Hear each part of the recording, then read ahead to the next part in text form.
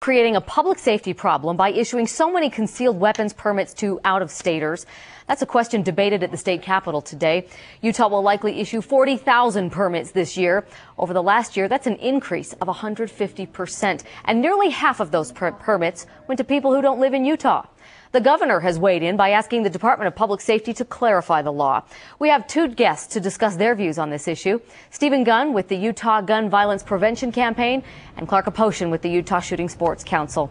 Mr. Aposhian, law enforcement and Democratic lawmakers testified this is a public safety problem. You testified today it's not. Why not? Well, the ability for lawful self-defense should not stop at a state's border. It doesn't cost the state anything. This pays for itself. And, people want the ability of lawful self-defense wherever they go. Mr. Gunn, what's wrong with issuing these permits to out-of-staters? Well, first of all, the people of the state of Utah are partially supporting the cost of issuing these permits.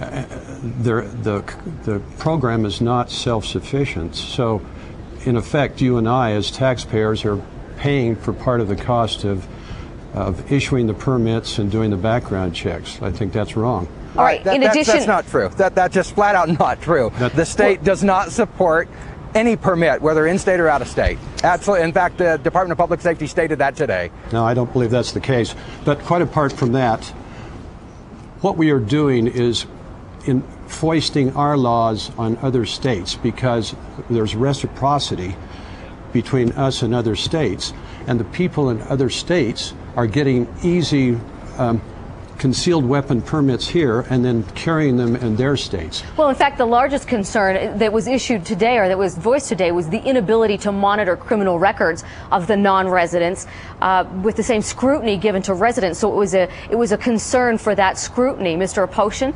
I couldn't quite hear you, but I think I got the gist of your question was the ability to monitor. We do monitor per a federal standard. Every 5 years, and the person's background is checked. We have the best background check system with our fingerprint system and that in the nation, just about. And that's why other states, 32 other states, have said we will recognize Utah's permit. Utah's permit is not valuable because it's easy to get. It's quite the contrary. It's valuable because 32 states find that it's harder to get and has a very good background check.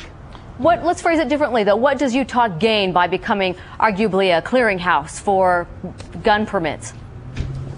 You're going to have to Mr. repeat Aposhian, that. I'm sorry. What does Utah gain by so readily handing out so many concealed weapons permits? Where does Utah rank? Gain. What do we gain? Oh, what do we gain? Very good question.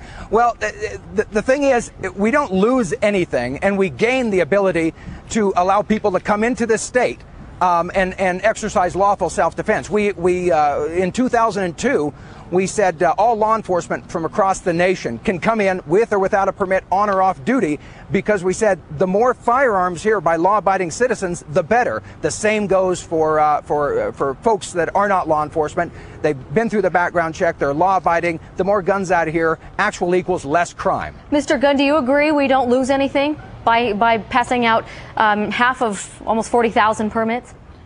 I think that the loss is to the nation as a whole to make concealed weapon permits so easy to obtain through the state of Utah.